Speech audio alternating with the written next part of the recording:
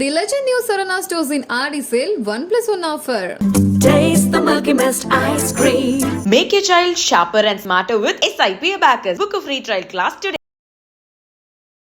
கன்னியாகுமரி மாவட்டத்தோட ஆட்சியரா இப்போ திருமதி ஆர் அழகுமீனா அவர்கள் பொறுப்பேற்றிருக்காங்க. அவங்கள மரியாதை நிமித்தமா சந்தித்து தன்னோட வாழ்த்துக்களை தெரிவிச்சதா இப்போ பாராளுமன்ற உறுப்பினரான திரு விஜய் வசந்த் அவர்கள் இந்த புகைப்படத்தை பகிர்ந்திருக்காரு. கன்னியாகுமரி மாவட்டத்தோட 4வது பெண் ஆட்சியர் இவங்க.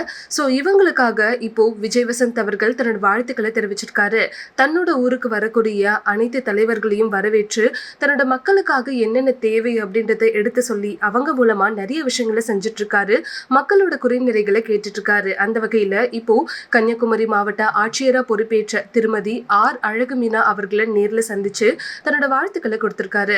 பிரசன்ஸை வந்து அந்த ஃபீல்டில் காட்டிக்கணுன்ற ஒரு எண்ணம் இருந்துகிட்டே இருந்தது. அதுதான் தவிர வந்து நம்ம ஒரு பெரிய ஸ்டார்டம் இதை எதிர்பார்த்து பண்ணலை. இப்போ இந்த இதுவே ரெக்கக்னைஸ் பண்ணியிருக்காங்கன்னா அது வந்து நேரில் பெரிய விஷயம் தான் சொல்லுவேன். இப்போ தந்தையோட மறைவுக்கு பிறகு அந்த டைம் பேசினாங்க. ஸோ அந்த குடும்பத்துக்கு தான் நாங்கள் வந்து சில விஷயங்கள் பண்ண வேண்டியது இருக்குங்கிற மாதிரி காங்கிரஸ் சில தலைவர்கள் பேசினாங்க. ஸோ எளிமையாக நடந்துருச்சு அவங்களுக்கு இந்த சீட் வந்தது இல்லை அப்படின்னு நம்ம சொல்ல முடியாது. ஏன்னா வந்து அதாவது அப்பாவோடைய தொண்டு காங்கிரஸ் கட்சிக்கு பார்த்திங்கன்னா வந்து ஈடு கொடுக்க முடியாத ஒரு தொண்டு. கட்சிக்கு மட்டும் இல்லை, மக்களுக்கும் சரி, சமுதாயத்துக்கும் சரி, அதே மாதிரி வந்து வியாபாரிகளுக்கும் சரி. ஸோ அவங்களோட ஜேர்னி வந்து ஒரு பெரிய ஜேர்னி. அவங்களுடைய கனவு ஃபுல்ஃபில் ஆனது 2019 ஒரு எம்பி ஆகி அவங்களுடைய அந்த டேர்மை முடிக்க முடியாமல் அவங்க வந்து கொரோனாவால் பாதிக்கப்பட்டு இறந்துட்டாங்க. இதில் வந்து என்னென்னா வந்து அந்த டைமில் தான் வந்து எனக்கு வந்து அப்பாவோட கனவுகளை நிஜமாக்கணும். ஏன்னா அது வரைக்கும் இருக்கும்போது நம்ம ஒரு ஃப்ரண்ட் ரன்னராக இல்லவே இல்லை. நான் வந்து அரசியல்னாலும் அப்பா கூட நான் ஈடுபாட்டில் இருந்தேன். நான் ஃபஸ்ட்டு அப்பா மேயர் எலெக்ஷன்லேருந்து கேம்பெயின்ஸ் போயிருக்கேன். அப்போ காலேஜ் ஸ்டூடெண்ட் நான். ஸோ அந்த மாதிரி நம்ம பிஹைண்ட் இதில் அப்பா இப்படி பண்ணலாம்ப்பா அப்படி பண்ணலாம்ப்பான்னு கன்னியாகுமரி வரும்போது நாங்கள் ரொம்ப இன்வால்வாக இருந்தோம். ஃபார் எக்ஸாம்பிள் பார்த்தீங்கன்னா வந்து நோவல் டாட்டா அவர்களை பார்த்து வந்து டிசிஎஸை கொண்டு வரணும்னு கேட்டோம். அதே மாதிரி ஒரு ஜப்பான் நிறுவனத்தோட வந்து கடல் சீற்றத்தை எப்படி பண்ணலாம்னு பேசணும். அப்பா வந்து முயற்சி எடுத்து ஏர்போர்ட்டே வர ஃபீஸிபிலிட்டி இல்லைன்னு சொல்லும்போது ஒரு எக்ஸ்பர்ட்ஸை கூட்டு வந்து அவங்கள டெல்லி கூட்டு போய் வாங்கி இஸ் ஃபீஸிபிள்னு சொல்லி ஃபஸ்ட் ஃபேஸ் பண்ணி செகண்ட் ஃபேஸும் ஓகே. ஸோ இந்த மாதிரி ஒரு விஷனோட போயிட்டு இருக்கும்போது திடீர்னு மறைந்தவொடனே ஐயோ அது பண்ண வேண்டிய கடமை நம்மளுடைய கடமைன்னு நான் சொல்லுவேன். ஒரு தந்தையை விட்டு போன பணிகளை மகனாக செய்ய வேண்டியது. அது குடும்ப ரீதியாகவும் சரி, வசந்தன் கோவாக இருந்தாலும் சரி, சமூக பணியாக இருந்தாலும் சரி, வந்து இது நாங்கள் செய்ய வேண்டிய கடமைன்றது எடுத்து உங்களுக்கு அந்த கடமையை அதை நம்ம பண்ணணுங்கிற ஒரு ஆசையும் கடமையும் இருக்குது. பட் கட்சிக்குள்ளே அதை முழுமையாக ஒத்துக்கிட்டாங்களா? கட்சிக்குள்ளே வந்து முழுமையாக ஒத்துக்கிட்டாங்கன்னா நான் வந்து மறைந்த பின்பு நான் உள்ளே வரல. அதுக்கு முன்னாடி பார்த்து ஏஐசிசி மெம்பராக இருந்திருக்கேன், ஆர்ப்பாட்டங்களில் கலந்துருக்கிறேன், நிகழ்ச்சிகளில் கலந்துருக்கேன். ஏன்னா அப்பா ஃப்ரண்ட் ஹேண்ட் இருந்தாலும் நம்ம தெரியல. நிறைய பேர் கேட்டாங்க நீங்கள் கட்சியில் என்ன இருந்தீங்க சார், நான் இதில் இருந்த பாருங்க அப்படின்னு ரெஃபரன்ஸ். ஓகே நீ இருந்திருக்கீங்களான்னு ஒரு இது வந்து அப்பா மறைவு பின்பு வந்து நம்ம தெரிஞ்ச உடனே ஒரு லைம் லைட்டில் வந்த மாதிரி. நடுவில் கார்த்தி சிதம்பரம் அவர்கள் கன்னியாகுமரி தொகுதிக்கு வந்து பிரியங்கா காந்திக்கு விருப்ப மனு கொடுத்தாரு இல்லையா? அப்போ எப்படி இருந்துச்சு அது? அப்போ எனக்கு என்ன தோணுச்சுன்னா, ஓகே கட்சிக்குள்ள அதுக்கு முன்னாடியே பேசிட்டு இருந்தாங்க, விஜய் வசந்துக்கு தான் தொகுதி கொடுக்க போறாங்க அப்படின்னு பேசிட்டு இருக்கும்போது இந்த ஒரு நிகழ்வு நடந்தது. கட்சிக்குள்ள அப்போ ஒரு சப்போர்ட் இல்லாம இருக்கும் அப்படி இல்லை. அதாவது அதுக்கு தான் பேர் விருப்ப மனுன்னே வச்சிருக்காங்க. அவங்க விருப்பப்படுறவங்கள வந்து இது பண்றது தான் விருப்ப மனு வச்சிருக்காங்க. ஏன்னா வந்து அப்பா போட்டியிடும் போது ராகுல் காந்தி அங்கே போட்டியிடும் சொல்லி விருப்ப மனு கொடுத்தவங்களும் இருக்காங்க. ஸோ அதனால அந்த விருப்பத்தை வந்து ஒரு அகில இந்த தலைவர் நம்ம தொகுதியில் கன்னியாகுமரி வந்து காங்கிரஸோட கோட்டையாக இருந்த ஒரு இது, காமராஜர், குமரி அனந்தன் இவங்கெல்லாம் வெற்றி பெற்ற ஒரு இது, டென்னிஸ் எல்லாருமே வெற்றி பெற்று ஒரு காங்கிரஸோட இதாக இருந்தனால அந்த ஒரு பலம் இருக்கிறதுனால வந்து பண்ணால் நல்லா இருக்கும்ன்ற ஒரு இது. இப்போ சீட் கொடுத்தாச்சு, எந்த அளவுக்கு நம்பிக்கையா இருக்கீங்க? ரொம்ப நம்பிக்கையா இருக்கு. மக்கள் என்ன ரெஸ்பான்ஸ் சொல்றாங்க? மக்கள் ரெஸ்பான்ஸ் ரொம்ப நல்லா இருக்கு, ரொம்ப நல்லா இருக்கு. அதே மாதிரி என்னன்னா வந்து ஆதரவும், அதாவது வந்து முதற்கண் வந்து கட்சியோடைய ஸ்ட்ரென்த்தும் இந்த எங்களுடைய கூட்டணியோடைய பலமும், அதுபோல் அப்பா விட்டு சென்ற பணிகளும், அதுபோல் ராகுல் காந்தி அவர்களுடைய வருகை, அது வந்து அந்த கரெக்டாக அந்த மார்ச் 1 வந்தது வந்து ஒரு பெரிய எழுச்சியை கொடுத்தது.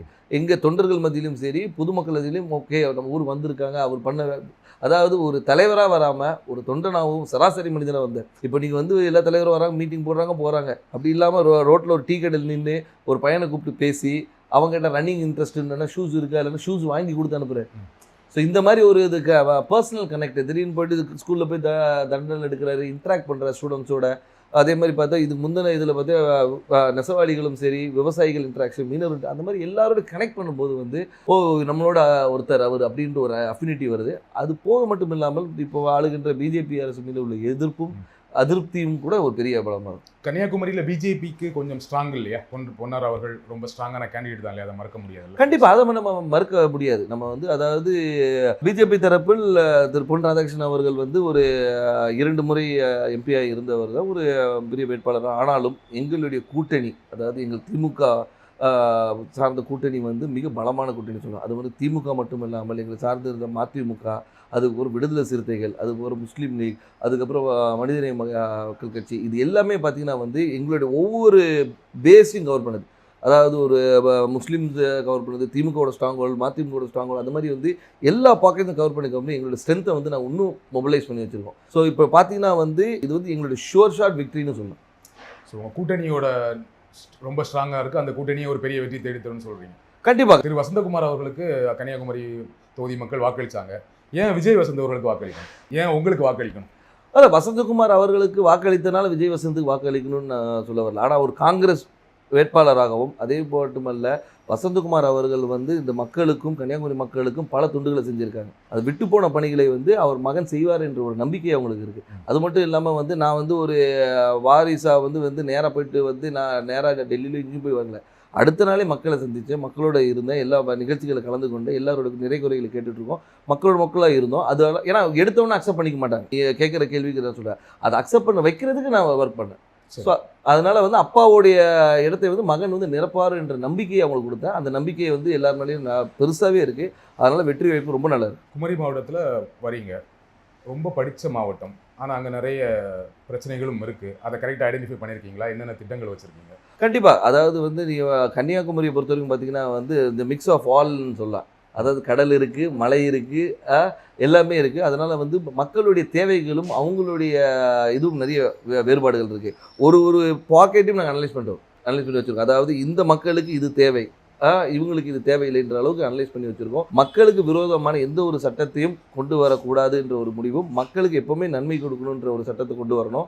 அவங்க மக்களுடைய வாழ்வாதாரத்தை உயர்த்துகிற அளவுக்கு என்ன செய்யணுமோ அந்த திட்டங்களை கொண்டு வந்து. எனக்கு தெரிஞ்ச வரைக்கும் குமரி மாவட்டத்தில் வாழ்வாதாரம் ஓரளவுக்கு நல்ல வாழ்வாதாரம் இருக்கும். எல்லாமே படித்தவங்களாக இருப்பாங்க, வேலையில் இருப்பாங்க. ஆனால் என்னென்னா அங்கே என்ன வேலை கிடைக்குன்னா, ஒன்று படித்து முடித்தா டீச்சர், பெண்களாக இருந்தால் நர்ஸு, அப்படி இல்லைன்னா இப்போ ஒரு சமீப 10 வருடங்களாக சாஃப்ட்வேர் இன்ஜினியர் நிறைய பேர் வந்து சென்னையில் வேலை பார்க்குறாங்க, ஃபாரின் போவாங்க, கப்பல் போவாங்க, இந்த மாதிரி வேலை செய்வாங்களே தவிர மாவட்டத்துக்குள்ள வேற என்ன வேலை வாய்ப்புனா எதுவுமே பெருசாக கிடையாது. ஃபேக்ட்ரிஸ் கிடையாது, சாஃப்ட்வேர் கம்பெனிஸ் கிடையாது. அப்போ அதற்கான திட்டங்கள் என்ன?